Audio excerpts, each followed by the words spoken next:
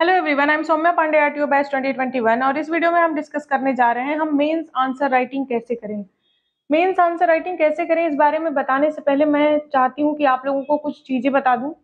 जैसे जब भी आप आंसर राइटिंग कर रहे हैं, आप ट्राई कीजिए कि 3 घंटे में 20 के 20 क्वेश्चंस लिख लें। वो 20 क्वेश्चंस आपको आते हैं कि नहीं आते इस पे डिपेंड नहीं करता है। आपको कोई क्वेश्चन छोड़ना नहीं है। आप अपने आप को ऐसे बनाइए कि आप कोई क्वेश्चन छोड़िए मत। आपको जो क्वेश्चन नहीं आ रहा है, देखिए आपने पढ़ाई इतनी की होगी, कुछ ना कुछ तो हर टॉपिक के बारे में आपको आएगा ही आएगा। बहुत अच्छा नहीं आ रहा, कोई दिक्कत नहीं है। आपको जो आंसर्स बहुत अच्छे से आ रहे हैं उनको बहुत अच्छे से लिखिए, लेकिन जो आंसर्स बहुत अच्छे से नहीं आ रहे हैं या बहुत कम आ रहा है उनको छोड़ना बिल्कुल भी नहीं है।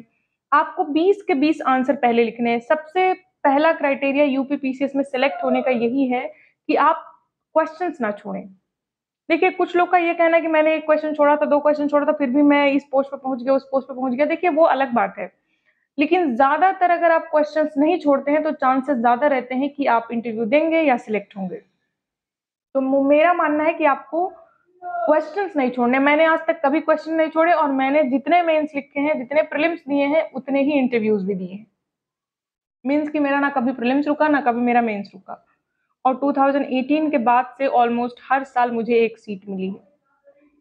तो पहली चीज ये थी कि आपको एग्जाम में कोई क्वेश्चन नहीं छोड़ना है। दूसरा, बहुत लोग मुझसे पूछ रहे हैं मैम आंसर राइटिंग शुरू कब से करें। आंसर राइटिंग की शुरुआत आपको आज से ही कर देनी है। प्रतिदिन डेली आपको 3 आंसर्स जरूर लिखने हैं और हफ्ते में एक दिन संडे को आपको एक 20 क्वेश्चन का पेपर एक लिखना है। 20 क्वेश्चन का एक पूरा पेपर आपको लिखना है। वो 2 चीज चेक करने के लिए, पहला तो आप 3 घंटे में आंसर लिख पा रहे हैं कि नहीं, ये चेक करने के लिए। दूसरा दूसरा ये देखने के लिए, ये चेक करने के लिए कि आप जो आंसर्स लिख रहे हैं, आप क्या क्वेश्चंस को देख के घबरा रहे हैं, टैकल नहीं कर पा रहे हैं, आंसर्स आपको आ रहे हैं, जो आप पढ़ रहे हैं वो सही ट्रैक पे हैं कि नहीं है। ये सब चीजें चेक करने के लिए आपको 20 क्वेश्चंस का एक 3 घंटे बैठकर लिखना बेहद जरूरी है। अगर आज आज से आप प्रैक्टिस नहीं करेंगे तो अब का जो क्वेश्चन पेपर का पैटर्न हो गया उसके लिए राइटिंग मस्ट है। देखिए, आप अपने टेबल के सामने जहां भी आप बैठते हैं, राइटिंग करते हैं, वहां उसके सामने कागज पे लिख के चिपका लीजिए कि आपको आंसर्स में क्या क्या डालना है। जैसे आपको आंसर्स में कुछ जार्गन्स डालने हैं, कुछ डायग्राम्स डालने हैं, कुछ मैप्स डालने हैं, कुछ रे डायग्राम्स, फ्लो चार्ट, 5-6 चीजों की लिस्ट बना के आप अपने सामने चिपका लीजिए। जब भी आप आंसर लिखें तो आप याद रखें कि आंसर में मुझे ये चीज डालना ही है। धीरे धीरे करके वो चीज आपके प्रैक्टिस में आ जाएगी। और ये प्रैक्टिस भी आपको कर लेनी है कि कोई भी आंसर भले ही आपको अच्छे से नहीं आ रहा, आपको उस पर 2 पेज का आंसर लिखना ही लिखना है। भले ही आपको क्वेश्चन बिल्कुल ही नहीं आ रहा, आपको 2 पेज का आंसर लिखना है उस पर। अगर उनमें से एक सिंगल वर्ड भी पता है तो उस वर्ड को लेकर आप पूरा आंसर लिख डालिए, लेकिन आपको 2 पेज का आंसर लिखना जरूर है। तो जब भी आंसर लिखे तो मेरी इन सब चीजों का ध्यान जरूर रखें। ये मेरी एक आंसर कॉपी है जो मैं आज आपको इसी के बेसिस पे बताने वाली हूँ कि मैं कैसे आंसर लिखती थी और आप लोगों को आंसर लिखना कैसे चाहिए। तो मैं ये कॉपी अपने टेलीग्राम ग्रुप पे भी डाल दूंगी। टेलीग्राम ग्रुप का लिंक आपको डिस्क्रिप्शन बॉक्स में भी मिल जाएगा और इस कमेंट बॉक्स में भी मैं पिन कर दूंगी, तो आप वहां से भी देख सकते हैं। आपको लिखना कैसे है थोड़ा सा मैं यही बताना चाहती हूँ। देखिए, ये जो मैंने जब टेस्ट ज्वाइन किया था तो मैंने ऑनलाइन टेस्ट ज्वाइन किया था। तो मैं क्वेश्चन अपने टैब पे देख करके आंसर लिखा करती थी, खुद के कॉपी पे लिखा करती थी। तो इस पे आपको क्वेश्चंस नहीं मिलेंगे। और इनका ये टेस्ट पेपर 7 था। मुझे एक्चुअली याद नहीं है कि वो पेपर कहाँ गया, मैं ढूंढ रही थी लेकिन मुझे मिला नहीं। मैं बस आपको आंसर्स अपने दिखा देती हूँ कि मैं किस तरह से आंसर लिखती हूँ। आपको ना आंसर में मैंने क्या लिखा है इससे ज्यादा जरूरी जानना है कि आंसर का विजिबिलिटी कैसा होना चाहिए, आंसर दिखना कैसा चाहिए और कितना बड़ा होना चाहिए। जैसे देखिए, ये पहला क्वेश्चन जो इसमें था रामानुजन के ऊपर था। उस time peace, statue of peace बना हुआ था, तो ये रामानुजन के ऊपर था। और ये क्वेश्चन जब आया था तो मुझे बिल्कुल भी नहीं, क्वेश्चन का आइडिया बिल्कुल भी नहीं था। बस मुझे मालूम था कि वो एक फिलोसफर है और उनके नाम पर एक स्टैचू ऑफ पीस बन रहा है और उन्होंने कुछ फिलोसफीज दी हैं सोसाइटी को अच्छा करने के लिए। बस इतना ही मुझे मालूम था, उस पे बेस्ड मैंने ये पूरा आंसर लिखा है।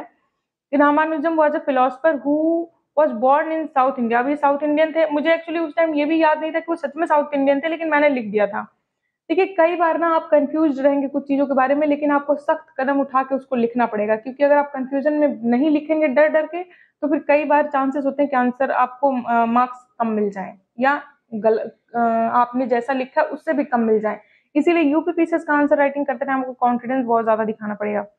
मैंने इतना बड़ा, देखिए मैं ये चीज दिखाना चाह रही थी आंसर में, मैंने क्या लिखा है उससे ज्यादा मतलब नहीं है। मतलब ये है कि देखिए जो मैंने ये इस्तेमाल किया है, जैसे मैंने यहाँ पे ब्रह्मा लिखा है तो किस तरीके से लिखा है, मल्टीप्लिसिटी में वो बिलीव करते थे तो मल्टीप्लिसिटी को मैंने अंडरलाइन किया हुआ है। फिर मैं जब आंसर लिख रही हूँ तो मैंने आगे जब लिखा है रोल इन भक्ति मूवमेंट, रोल इन भक्ति मूवमेंट, पेन तो मैंने सिंगल ही इस्तेमाल किया है, लेकिन जो कीवर्ड्स हैं उनको मैंने अंडरलाइन कर दिया है, जहां जहां कीवर्ड्स हैं उसको मैंने अंडरलाइन किया है। और नहीं जानते हुए भी मैंने इन पे पूरा एक आंसर लिख दिया है, कुछ नहीं जानते हुए भी मैंने इन पे पूरा एक आंसर लिख दिया है। यहाँ पे स्टैचू ऑफ पीस लिख के भी मैंने अंडरलाइन कर दिया है। तो अगला क्वेश्चन था कि ब्रिटिश की एक्सप्लॉयटेटिव जो नीतियां हैं वो ट्राइबल्स को लेकर के। तो सबसे पहले मैंने because of the exploitative policies many tribal revolts happened. अब जैसे संथाल रिबेलियन, यहाँ पे मैंने एग्जांपल्स दे दिए हैं, वेलुपंथी, संथाल, मुंडा, ये सब उसके बाद देखिए अब आपको देखिए क्या करना है। ट्राइबल रिवॉल्ट का नेचर क्या था बिफोर 1900, बिफोर 1900 और बिफोर आफ्टर 1900। ये जब आप पढ़े रहेंगे, देखिए इस तरीके से आंसर में ना विजिबिलिटी होनी चाहिए जिस तरीके से मैंने बताया है।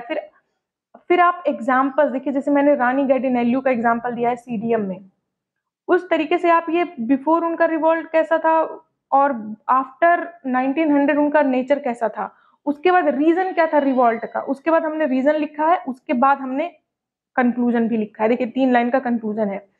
इस तरीके से आपको आंसर लिखना है। आंसर में विजिबिलिटी बहुत ज्यादा होनी चाहिए। देखिए मेरे हर आंसर में विजिबिलिटी बहुत ज्यादा है। तीसरा आंसर ये सुभाष चंद्र बोस के बारे में था, सुभाष चंद्र बोस का रोल नेशनल मूवमेंट में।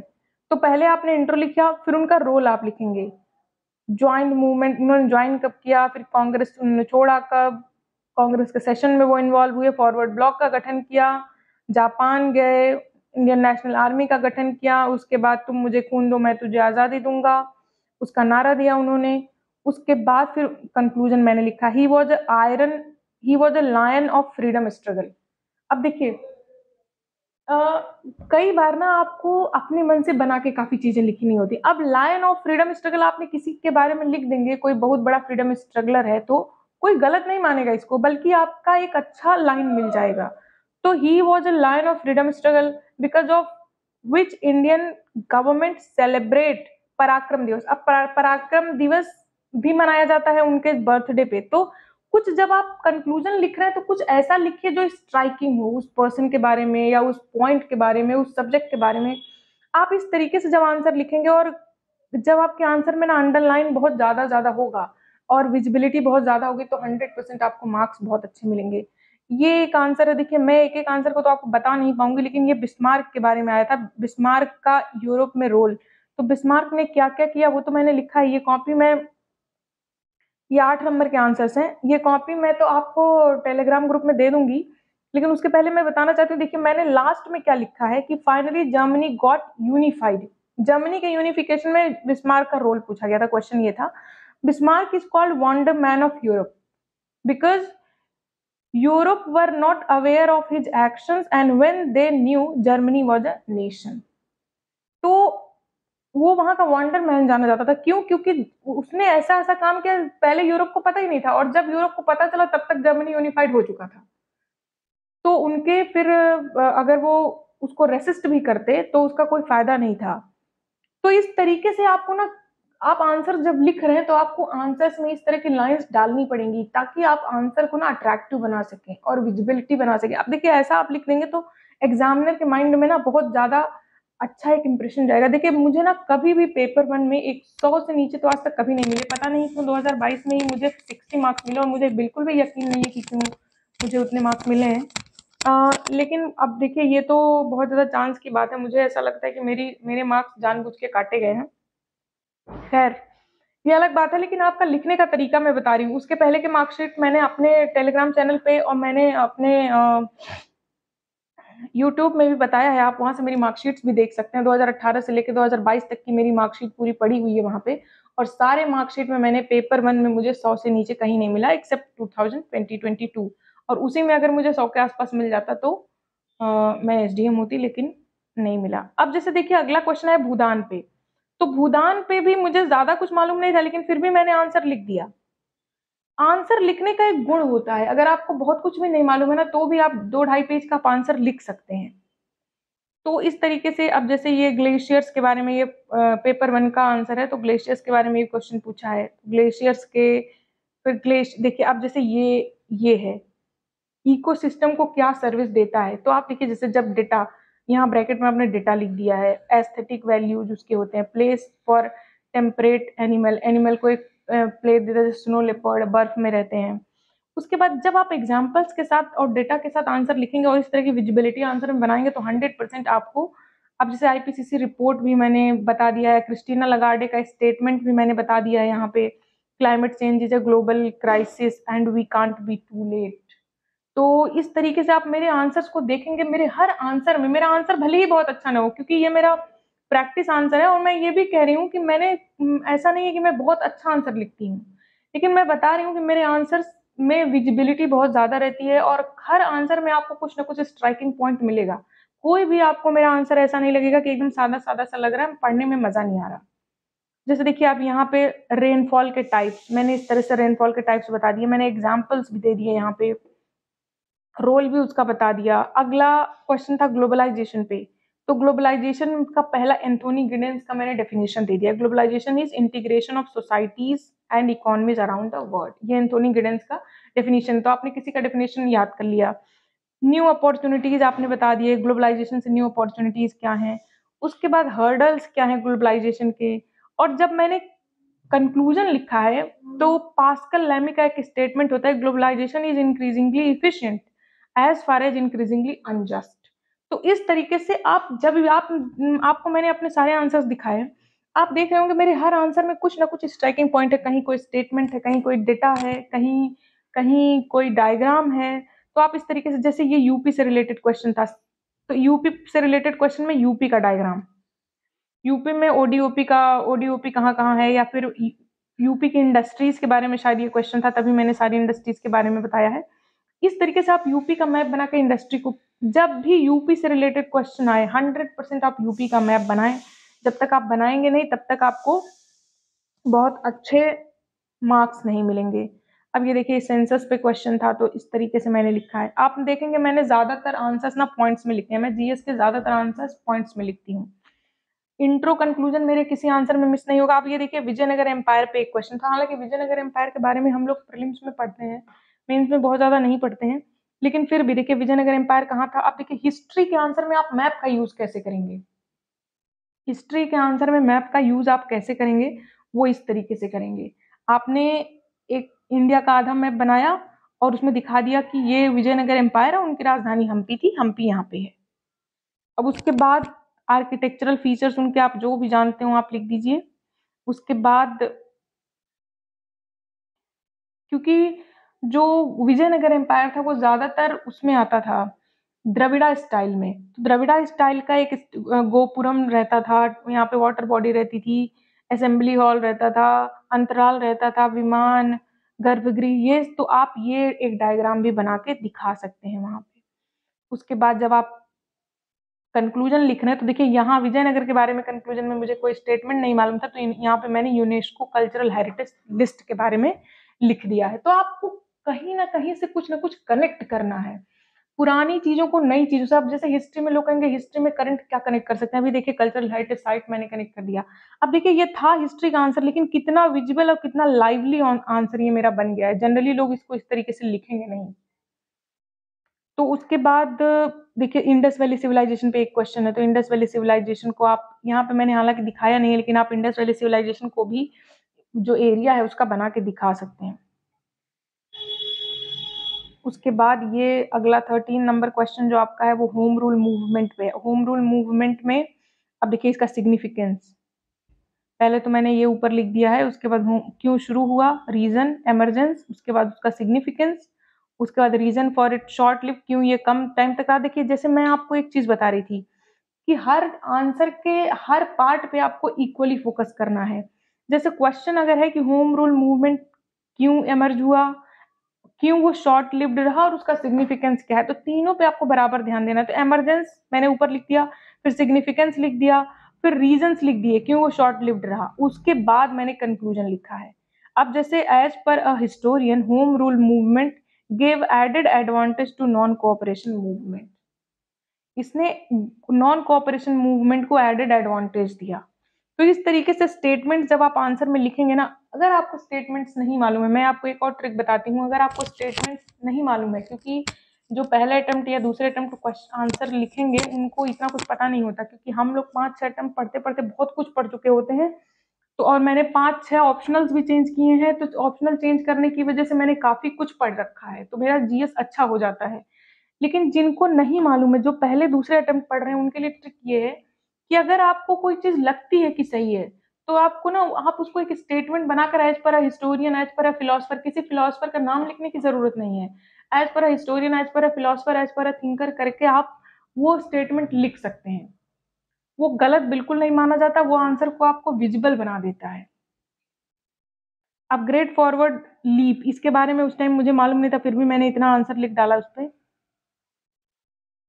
क्योंकि ये 15 नंबर का आंसर है, ये थोड़ा और बड़ा आंसर होना चाहिए, लेकिन चूंकि इसके बारे में मुझे मालूम नहीं था, इसलिए मैंने छोटा आंसर लिखा है इस पे। उसके बाद जैसे क्वेश्चन नंबर 15 है, ये हीट वेव्स के बारे में क्वेश्चन है। अब देखिए मैंने इंट्रो में ही डेटा लिख दिया, लैंसेट जनरल का डेटा लिख दिया यहाँ पे। उसके बाद उसके फीचर्स लिखे हैं, डिग्रीज पूरा लिखा है मैंने, आईपीसीसी का रिपोर्ट भी मैंने डाल दिया है। उसके बाद कंक्लूजन में मैंने एनडीएमए की भी बात बता दी है, और बहुत सारे जार्गन्स भी डाले हैं। जार्गन्स का मतलब कुछ स्पेशल या विशिष्ट वर्ड होता है। जार्गन का मतलब जैसे ग्लोबलाइजेशन, ग्लोकलाइजेशन, ग्लोबल प्लस लोकलाइजेशन से मिलकर बना है ग्लोकलाइजेशन। जैसे आपका अमृत काल, जैसे आपका न्यू इंडिया, जैसे आपका agriculture is the last resort, ये सब आपके क्या है, जार्गन से। जार्गन्स की एक लिस्ट मैंने बनाई है, मैं आपको टेलीग्राम पे उसको भी डाल दूंगी। आप आंसर में डालने की कोशिश कीजिए जार्गन्स, और खास करके पेपर 2 और पेपर 3 के आंसर्स में जार्गन्स बहुत ज्यादा डल हो जाते हैं, यूज हो जाते हैं, ऐसे में बहुत ज्यादा यूज हो जाते हैं। अब इस तरीके से आप आंसर्स लिख सकते हैं। अब जैसे यहाँ पे विमेन के बारे में कोई आंसर था, तो मैंने पहले लिख दिया कि 50% women population, 50% population of the world women है। इसके बावजूद भी विमेन वेरियस फील्ड में सब्जुगेट किया जाता है विमेन को। अब आगे फील्ड्स बताना है, जैसे subjugation of women, social, economic, political. अब जैसे मैंने देखिए इसको इस तरह से बना के लिख दिया है। कितना विजिबल और कितना क्लियर आंसर है ये, आप 3 तरीके से आपको हर जगह मैंने देखिए 27%, 15%, वोटिंग परसेंटेज, मैंने मतलब मैंने हर जगह डेटा डालने की कोशिश की। डबल बर्डन ऑफ वुमेन, ये भी एक जार्गन है। वायलेंस एट वर्क प्लेस, ये भी एक जार्गन है। लेबर फोर्स पार्टिसिपेशन रेट इनका कम है। फेमिनाइजेशन ऑफ पॉवर्टी, ये भी एक जार्गन है। पेट्रियार्की में रेप, डाउरी, डेथ, इनसिक्योरिटी। इस तरीके से आप विमेन से जब क्वेश्चन लिख रहे हैं, तो सोशल, पॉलिटिकल, इकोनॉमिक रूप से कैसे उनको सब्जुगेट किया जाता है, आप ये लिख सकते हैं इस तरीके से। उसके बाद स्टेप्स क्या लिए जाएंगे, तो 4 प्रकार के स्टेप्स लिए जाते हैं हमेशा: constitutional, legal, scheme and program, और अवेयरनेस कैंपेन। स्टेप्स टेकन, अब देखिए जैसे यहाँ पे मैंने लिखा हुआ है, तो ये सारी चीजें मैंने सेवा, सारे बेटी बचाओ, सारे स्कीम्स के बारे में मैंने बताया है, मैंने एक्ट्स के बारे में बताया है। अमर्त्य सेन ने क्या कहा, एम्पावरमेंट। अब जैसे देखिए यहाँ पे फिर एक कोटेशन का इस्तेमाल किया मैंने, एम्पावरमेंट ऑफ वुमेन इज की टू फ्यूचर वी वांट। जिस फ्यूचर को हम चाहते हैं, उसका फ्यूचर ही वुमेन के एम्पावरमेंट में है। तो इस तरीके से आप जार्गन्स लिख सकते हैं। क्वेश्चन नंबर 18 उत्तर प्रदेश के बारे में है। उत्तर प्रदेश की जनसंख्या हमने लिख दिया एज पर सेंसस 2011। उसके बाद बहुत सारे और डेटाज लिख दिए, तो कंक्लूजन बाद में लिख दिया। 19 क्वेश्चन खिलाफत और जलियांवाला बाग हत्याकांड के ऊपर है, और 20th क्वेश्चन फिर आपका किसी उत्तर प्रदेश के क्वेश्चन पे है, responsible travel to natural areas. Responsible travel to natural areas का मतलब क्या हुआ कि जब भी आप ग्लेशियर्स को ट्रेवल कर रहे हैं, पहाड़ों पे ट्रेवल कर रहे हैं, तो आप ट्रेवल भी कीजिए, आप उसका आनंद भी उठाइए, लेकिन वहां कोई नुकसान न पहुंचाइए, इसको कहते हैं रेस्पॉन्सिबल ट्रेवल। अब जिसके उत्तर प्रदेश में इको टूरिज्म, देखिए responsible travel to natural area, ये सब जार्गन है, इसी को कहते हैं विशिष्ट शब्दावली मीन्स जार्गन। ये सब जार्गन आप कब यूज करेंगे, जब आपको पता रहेगा और जब आप न्यूज़पेपर पढ़ेंगे, करंट अफेयर्स सुनेंगे और फिर वहां से जार्गन आप नोट करते रहेंगे और रेगुलर बेसिस पे आप रिवाइज करते रहेंगे और जब आंसर लिखते टाइम लिखने की प्रैक्टिस करेंगे, आप इतने आसानी से जार्गन को यहाँ नहीं डाल पाएंगे। मैं मेरा आंसर जो आप देख रहे हैं ये बहुत ही प्रैक्टिस के बाद मेरा ऐसा आंसर है। आंसर जब आप पहली बार लिखेंगे या जब थोड़ा-थोड़ा लिखेंगे आंसर, तो आपको एक-एक बातों का ध्यान रखना होगा कि मुझे जार्गन भी डालना है, मुझे डायग्राम्स भी डालने हैं, मुझे मैप्स भी डालने हैं, मुझे कोटेशंस भी डालने हैं। तो ये सारी चीज़ें आप, इसीलिए मैंने कहा कि टेबल की दीवार पे सामने आप चिपका लीजिए। जब भी आंसर लिखें तो दिमाग में रखिए कि मुझे इतनी चीज़ें लिखनी है और जब आप 10-15 बार इस तरीके से लिख करेंगे तो आपको अपने आप से ये सब चीज़ें डालने की आदत पड़ जाएगी। शुरुआत में जब मैं प्रैक्टिस कर रही थी तो मैं भूल जाती थी, लेकिन बाद में धीरे-धीरे करके मुझे याद आ गया। और देखिए आंसर लिखने के लिए ये सब चीज़ें तो ज़रूरी हैं ही, इसके अलावा आपको आंसर में पॉइंट्स, जैसे मान लीजिए कोई एक्ट है तो उसका पूरा एग्ज़ैक्ट पॉइंट आपको मालूम होना चाहिए। और ज़्यादातर देखिए जीएस के जो आंसर्स होते हैं वो ऐसे होते हैं कि आप ज़्यादातर जीएस के आंसर्स जो होते हैं वो ऐसे होते हैं, बहुत जनरल होते हैं। तो आप कोशिश करें कि जो जनरल आंसर्स हैं उनको आप लिख के पूरा आएँ। देखिए मैंने 20 के 20 से क्वेश्चंस लिखे हैं और विदिन 3 आवर्स मैं 5 मिनट पहले ही आंसर कंप्लीट कर लेती हूँ। और इसलिए होता है क्योंकि मैंने प्रैक्टिस बहुत की है। ऐसा नहीं कि मेरे पास बहुत पहले से ये चीज़ थी। स्पीड मेरी थोड़ी ठीक थी, लेकिन बहुत प्रैक्टिस करके मैंने बढ़ाया है उसको। जब तक आप 10 आंसर बहुत तेज़ी से लिख नहीं लेंगे 3 घंटे में, जब आप एग्ज़ाम में आंसर लिखने जाएँगे तो आपकी स्पीड बहुत अच्छी नहीं बन पाएगी। तो इस तरीके से आपको अपनी एक कॉपी बनानी होगी डेटा की, डायग्राम्स की, हर जितने भी टॉपिक हैं सिलेबस में, सारों पे कुछ ना कुछ डायग्राम, कोटेशन, डेटा, मैप आप कुछ रख लीजिए, ताकि किसी भी टॉपिक पे क्वेश्चन आए, हर आंसर में आपके पास कुछ ना कुछ स्पेशल डालने के लिए हो। जब आप इस तरीके से आंसर बनाएँगे, आंसर लिखेंगे, तो आंसर आप बहुत अच्छा लिखेंगे। कुछ क्वेश्चंस को लेकर के मैं आंसर लिखना आपको बताऊँगी, जब मैं खाली वहाँ पे क्वेश्चंस लूँगी और बताऊँगी कि हम इसको अप्रोच कैसे करें। अभी तो आप मेरी ये कॉपी पढ़ लीजिए और मैंने जितना बताया उस पे ध्यान दीजिए और लिखना आज से शुरू कीजिए। लिखना बहुत ज़्यादा ज़रूरी है आपके एग्ज़ाम के लिए। मैं बार-बार कह रही हूँ, लिखना बहुत ज़रूरी है, लिखने पे आप आज ही से फ़ोकस कीजिए। तो आज के लिए बस इतना ही। Thank you very much.